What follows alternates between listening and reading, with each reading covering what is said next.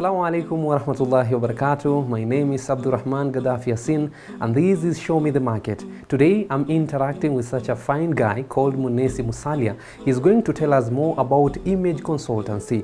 Join me because this is going to be interesting.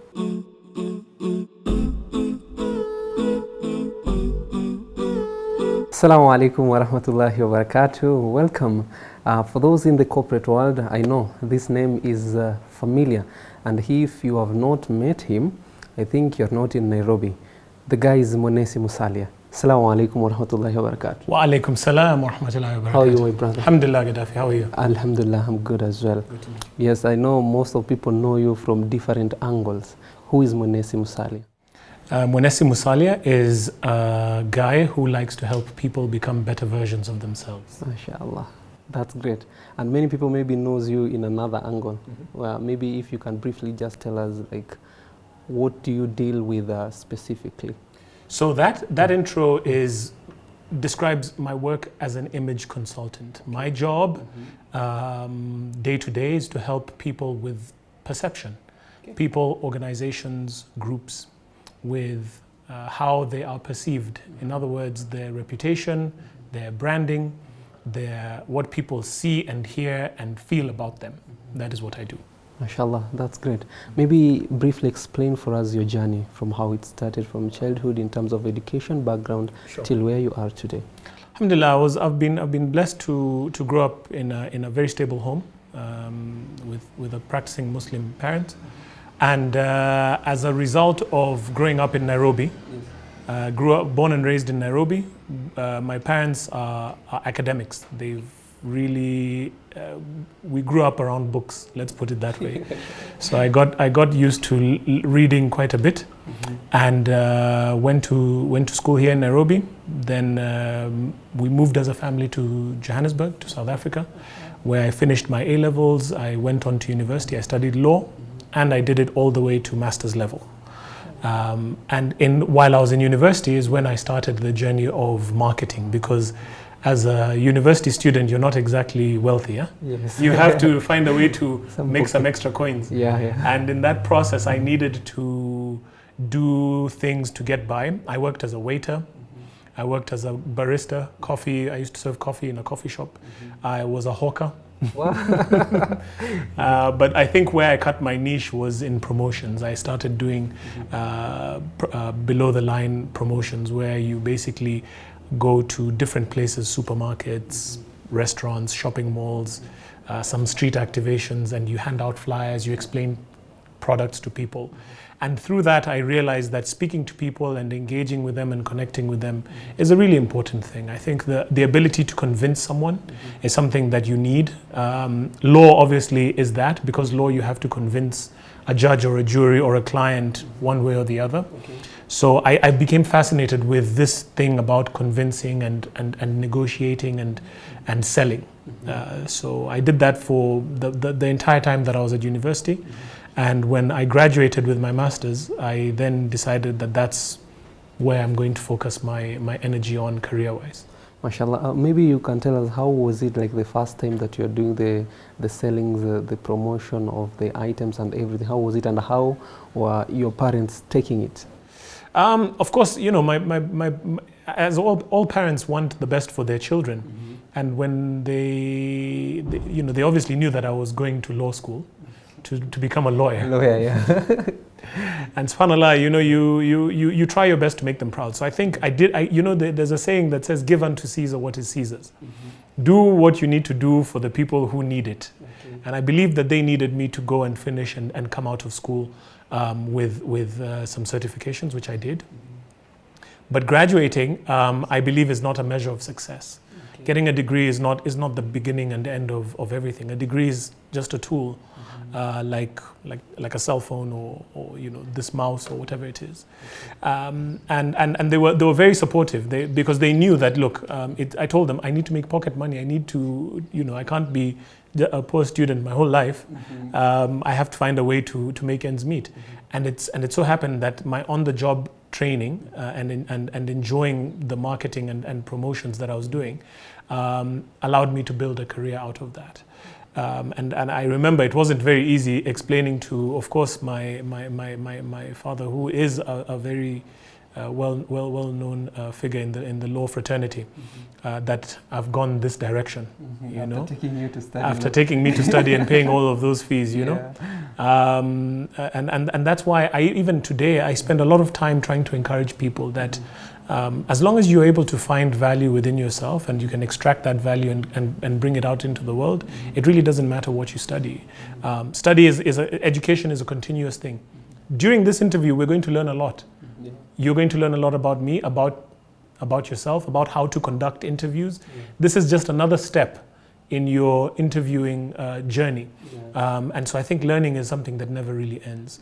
MashaAllah, that's great. And maybe by that time, how much were you making maybe a day? Because like if it was your time that you were in university, I think you were making maybe some money, and it's a pocket money. Maybe there's an amount of money which you are like, no, this is mine, and I think that now I'm making a lot of money, because majority of university students, the moment you start making money, you think of, I can defer this unit, I can defer this semester, get to another semester. How was it on your side? I wasn't different from other university students.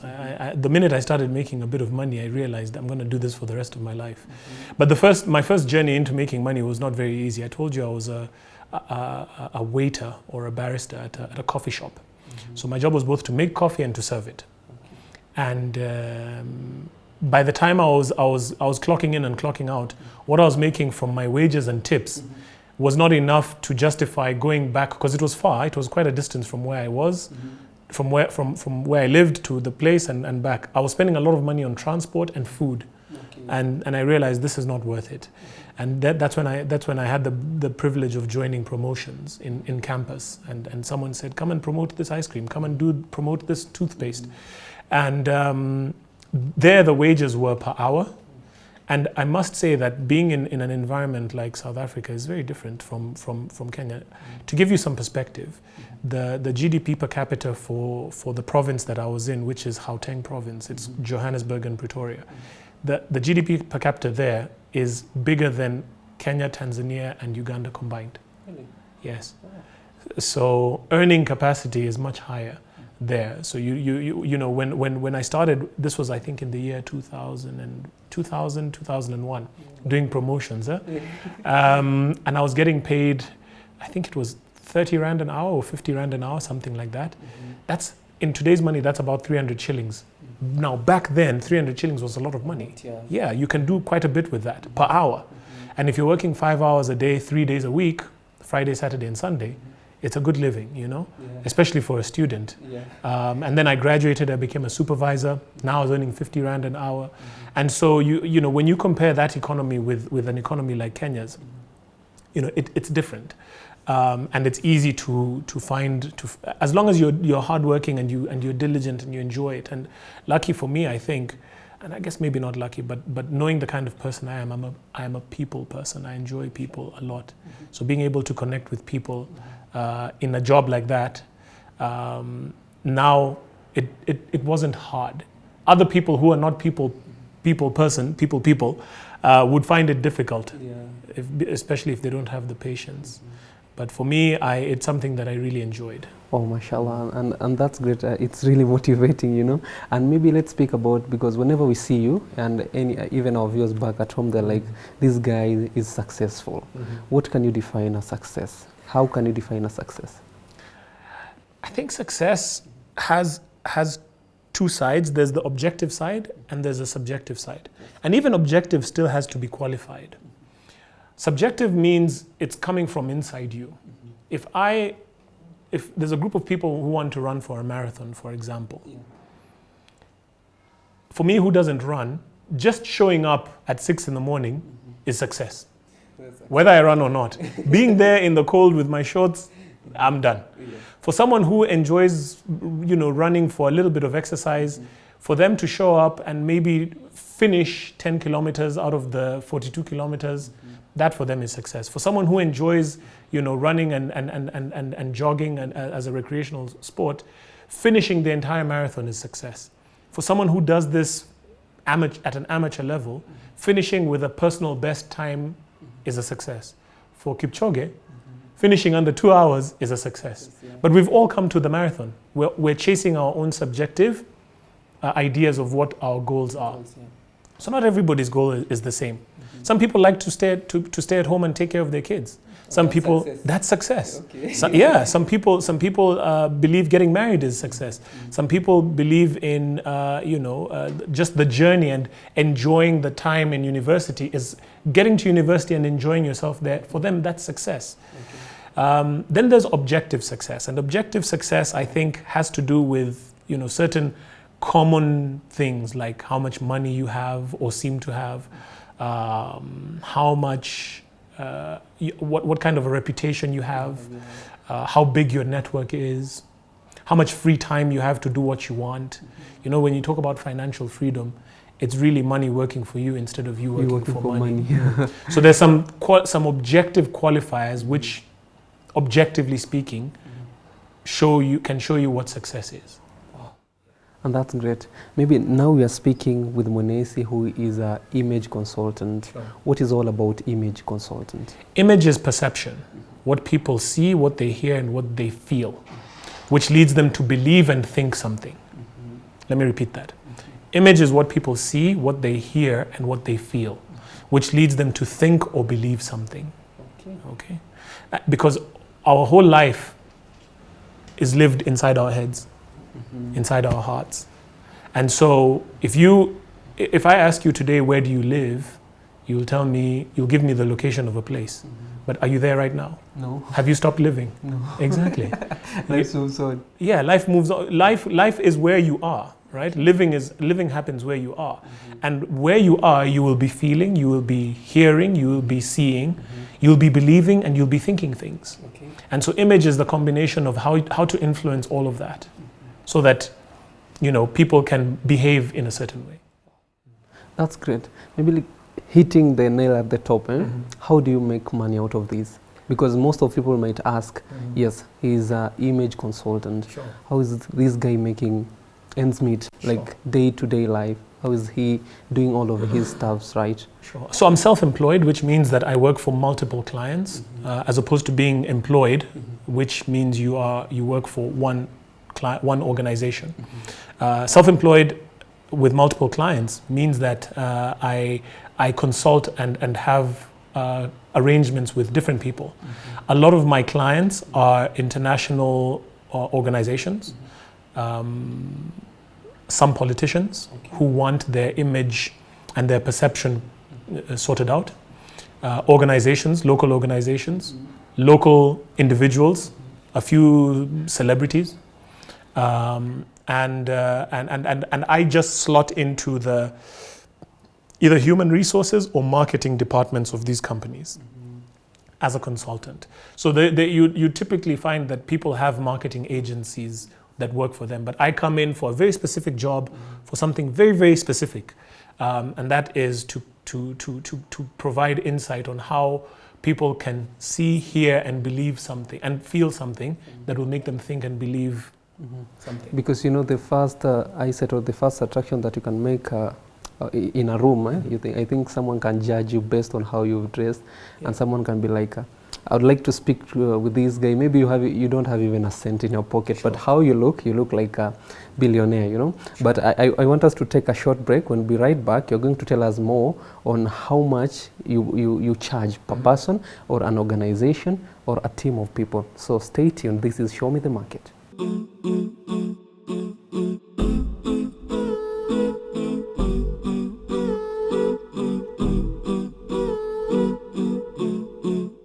Assalamu alaikum, welcome back. This is Show Me the Market, and today I'm with Mwenesi Musalia. He's telling us much about image consultant, and I know where you are, you're getting more and understanding more about him, his journey, and all that it takes to become a good looking guy to the society and to the community. Mwenesi, welcome back once again. Sure. Yes, before we took our short break, we were speaking about like how much do you charge, and maybe your first clients, how was it? How did you manage to get your first client? Sure. The work that I do is very specific and very niche, and so depending on whether I'm working with a group of people or an individual, individual is more like coaching and facilitating. And then groups is more training and moderating, right?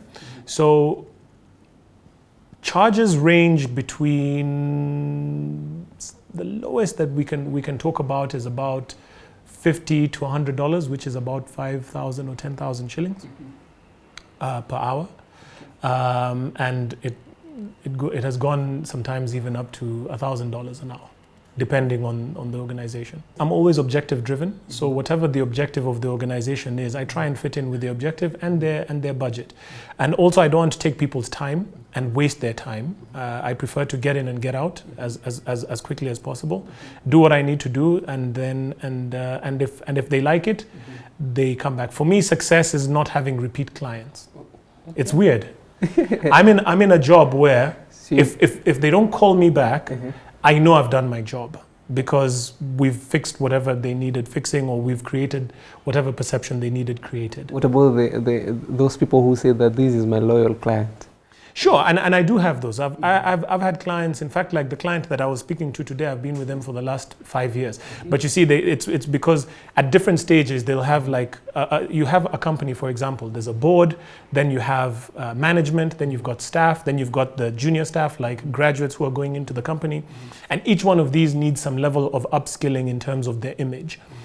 So I'll work with the different groups, and so every time there's a new group, this client will call me, this company will call me and say, look, we have a new group, can you help these guys level up in terms of their communication, in terms of their dressing, in terms of their behavior, or we're going to, because I remember there was a client very recently who was going to do, their whole team had been invited to a conference in Spain, in Madrid, and I needed to prepare them to go and do that. So some cross-culture stuff, protocol, things like that.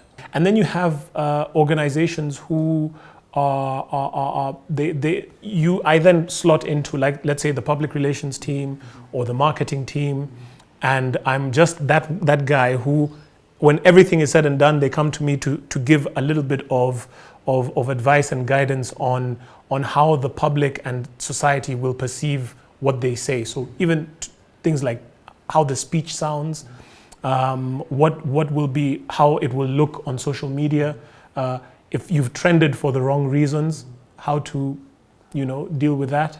Yeah. MashaAllah. Getting you right that you've said that you're like a sole proprietorship. Like you own the business.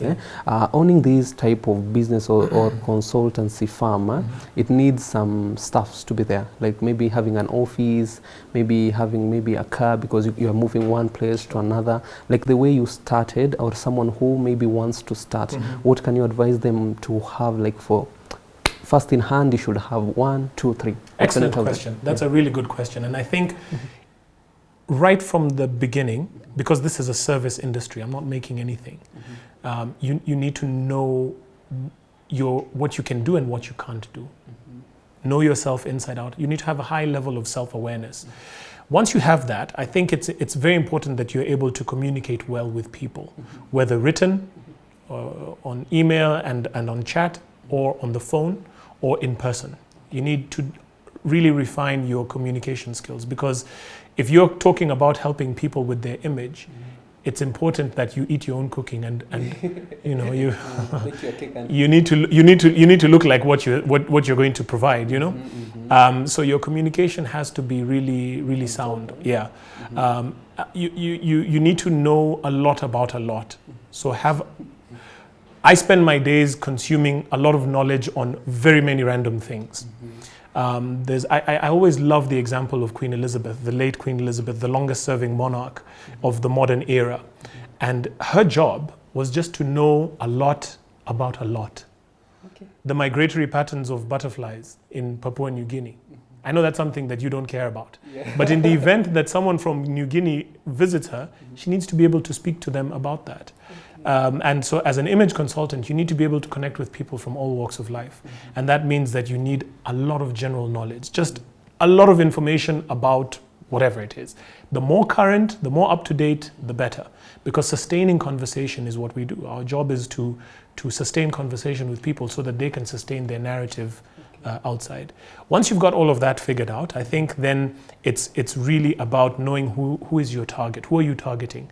Are you targeting the very high end? Are you targeting people at the lower end of the income spectrum, or are you targeting somewhere in between? Because that will inform the kind of approach that you need to have in terms of look and feel.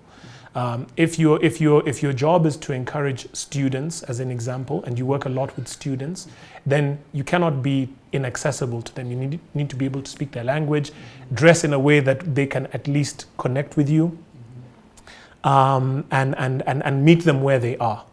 Yeah, meeting people where they are is not necessarily about location. It's about doing things that people can feel a connection with. To be an image consultant, you are the biggest empathizer, if there's a word like that. Empathy means putting yourself in the other person's shoes. So image is what people see. This is a camera, right? I'm here, but I'm on the other side of that camera. Not the cameraman, but the people who will be watching this content. So I need to put myself in their shoes and imagine what would they want to hear, what would they want to see, what would they want to feel, what would they want to believe, and what would they want to think. And you see, you can anticipate it and be right, or you can influence it and also be right, because they might not like something, but the way you do something will change their feeling. So if it means dressing a particular way, driving a certain car, having a certain office, behaving in a particular way, then you do it for the audience. Yeah. Wow, that's cool. Maybe let's come into matters of challenges, because maybe is there a time maybe you've told a client, I think me coming to your organization or dealing with you, you'll have to pay me such amount of money. Sure. Now, it was like, I think that's expensive. That happens every day, more times than you can imagine. How do you deal with that? You keep it moving. Do you know the UN recently said that we've crossed around 8 billion people on the planet? 8 billion, Gaddafi. If I spoke to 8 billion people and all of them said no, then I really have nothing to offer. You know what I'm saying? And I think youth need to understand that you won't speak to one person and expect to get that job. And then if that job doesn't come, that's it. No. The minute you choose to be self-employed, you will knock on doors forever. And if you have a brand or you've created a reputation that people can come and make inquiries, so it's either you're knocking on the doors or people are knocking on your door. Either way, doors are being knocked. What happens once that door is opened, or if it is even opened, is now between you guys and how you'll negotiate and agree. And the concept of people knocking on your door and you knocking on doors is something that if you are afraid of that, do not be self-employed. Because you will knock and knock and knock. Let's say in a week I knock, to give you an example, a month has 30 days, give or take. That's 4 weeks, yeah? 28 days, let's say. If I knock on 10 doors this week, Monday to Friday, then I knock on 10 doors in week 2, 10 doors in week 3, 10 doors in week 4. That's 40 doors I've knocked on. 40 different people, 40 different organizations. In week 1, no doors open. In week 2, maybe out of the 10, 2 say maybe, 1 will say, yeah, I'm interested, send me an invoice, and then the rest say no. In week 3, nothing. In week 4, 4 say yes. Right? So that week, out of 40 doors, I've got 4 yeses, 2 maybes, 1 will discuss, 50-50. and another 2, so that's maybe 6. All right? But depending on how the interaction with these doors happen, the ones that said yes, the 6 that said yes, if I do a good job and my reputation grows, the doors that I knocked on in week 1 that said no might come to me in month 3, week 2, and say, remember you came that time? Yes. I have jobs where in 2014, as an example, I knocked on some doors, forgot about it. In 2017, someone watches my YouTube channel and says, it was you from that time. Okay, yeah, nothing is wasted. Nothing is wasted. Knock, move on, because you learn how to knock on doors. By the time you're knocking on your 200th door, you've figured out the formula. By the time you're knocking on your 1000th door, you're a pro. By the time you're doing your 5th job, you're pretty good. By the time you're doing your 20th job, you're an expert. by the time you're doing your 100th job, you can do it with your eyes closed. That's a cool saying. Yeah. So you have to, this is one of those things where, and subhanAllah, we've been created by Allah subhanahu wa ta'ala to always get better and improve as long as you keep doing it. You do it the first time, the 10th time, the 100th time, you're not going to be the same way as you were the first time, and that's called experience. Wow. Speaking about experience, for how long have you been into this industry? Properly now since 2016. So that's 6 years. 6 years. Cool. And as an official business. Yes. And you look like a pro in it, mashallah. I mean, there's some people, I know there's a guy in America called Tony Robbins, for example. And he's been at this for 30 years. Ooh. Yeah. And some of his clients include Oprah Winfrey and Barack Obama. So you can see the level that he has something called Burning Man, where he does like these group things, and the ticket price there is $20,000. Wow, that's cool. And maybe Mwenesi, in order for you, the market is wide. Sure. In order for you to be you can say at the top of the market, what do you do so that you can maintain the bar? I think social media has really helped now with maintaining relevance, as opposed to before where you needed media houses, no offense, to get your word out. I think now we're in a position where as long as you've got a cell phone and you've got content, I think you can remain relevant and remain top of mind using the different social media platforms. So that's really helped. But I think one thing that I think I can do more of, especially in this line, because I'm not just an image consultant, I'm also a business person, I'm an entrepreneur. I have other businesses that occupy my time. Because this business of knocking on doors, you need to move around, isn't it? Yeah. You need to eat, so you need some other streams of income that can help you get to where you need to go, especially if you're self-employed. So that takes up some of my time, and I think I need to be a bit more deliberate, marketing and promoting what we're talking about, because I don't mean to sound like I'm blowing my own trumpet, but I think I enjoy what I do, and I think I have a lot of value to offer many organizations. I just haven't been deliberate, or as deliberate as I was when I started, because I've been distracted. Corona did a number on some of our businesses, COVID, and I had to take a step out of the public limelight to try and focus on that. But now that we're kind of stabilizing, I think maybe this interview could be the opportunity to now be a bit more serious in promoting what we do as image consultants. Yeah. But Mwenesi, yes. If for instance, if we can speak, like we as Muslims, sometimes we take our religions as a joke, and maybe see other religions as a perfect thing. In terms of marketing Islam, what can you say about it? SubhanAllah, I think I don't know about that. That's a very broad blanket statement, which I don't know if it's qualified, because they say chema chajuza, and if Islam wasn't something that has substance and value, I think there wouldn't be more than 2 billion of us walking this planet. Yeah, because you find some people are they're shy. Sure. You can go to some events and someone fears to say that I'm a Muslim, sure, or dressing in an attire that showcases that this guy is Muslim. Absolutely, and I think that's a consequence of living in a globalized, connected society where objective perceptions of what is acceptable and good and worthwhile get blurred. There's a lot of mixing of cultures and mixing of ideas. I'll use the example of clothes. Okay, in clothing, in the business of dressing, you've got fashion, you've got style, and you've got dress code. Okay. Fashion is what's trending depending on the time and the place that you're in. So in the 70s, the fashion was a certain way. In the 80s, the fashion was a certain way. Yeah. In the 90s, the fashion was a certain way.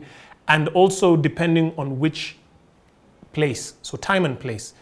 Fashion in the 70s in New York, fashion in the 70s Nairobi, fashion in the 70s Casablanca, fashion in the 70s New Delhi, depending on time and place. So fashion means what is trending and what is acceptable in that time and place. If I wear a kanzu or a kurta or whatever it is that people call the thobe in the Middle East, that is fashionable. That is trending, it is acceptable for that time and place. If I do the same thing in Wall Street, in New York, it is not fashionable, it is not acceptable, and it is not trending. Then you have style, which is individual expression of your fashion sense.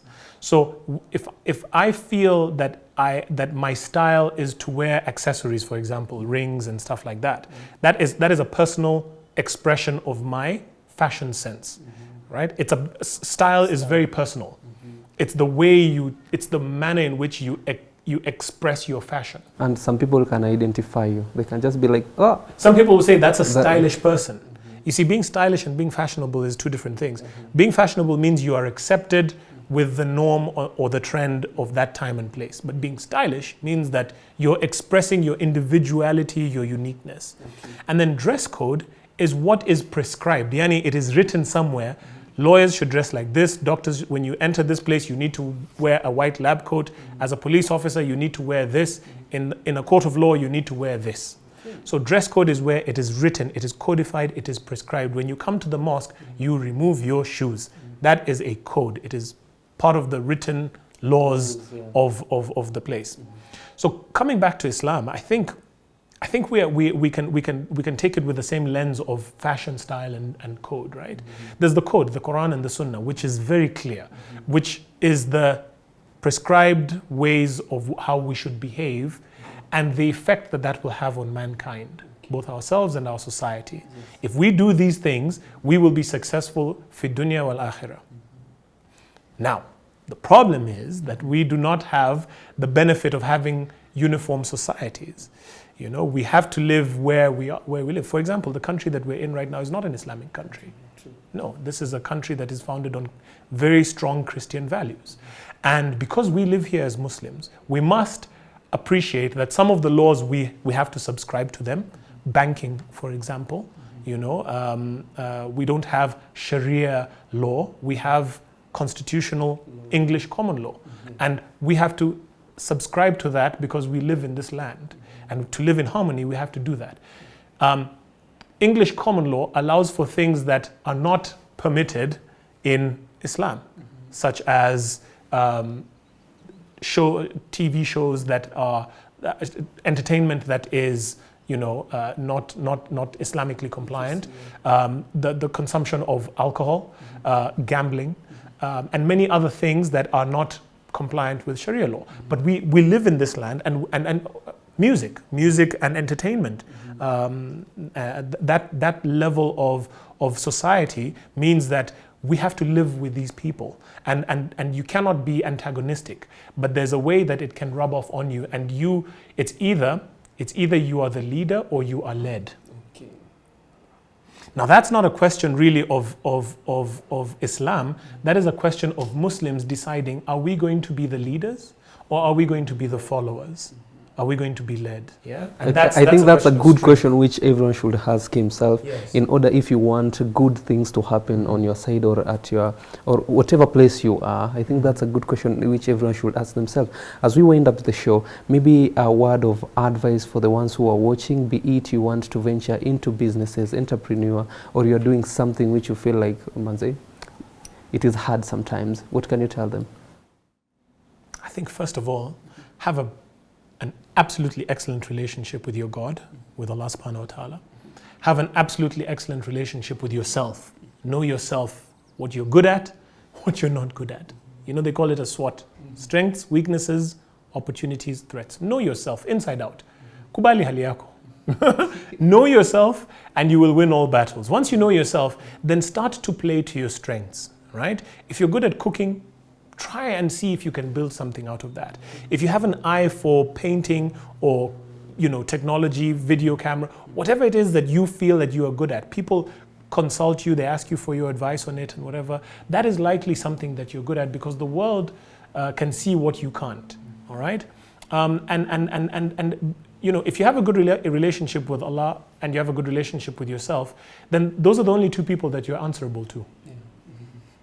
You're not answerable to other people. And now you don't need to hear all of the noise that the world will tell you, oh, Gaddafi, I think you should do this, you should do that. No, because you know what you're good at And now you're taking cues from the environment, as opposed to taking cues from the environment and then asking yourself, do I think this will work? Yes. All right? The relationship with Allah, the relationship with yourself, and then play to your strengths. Play to your strengths. And always know that the journey of 1,000 miles begins with a step. Thank you so much. Jazakallah khair. If it was a Swahili show, I could have said pongezi. MashaAllah. Thank you so much. That was Mwenesi, and mashallah, the show has been interactive and it has been educative as well. I hope you as well, back from home, you've grasped a lot out of this, mashallah. Hope I'll see you next time. My name is Abdurrahman Gaddafi Yassin, and this was Show Me the Market. Till next time, ma'asalam.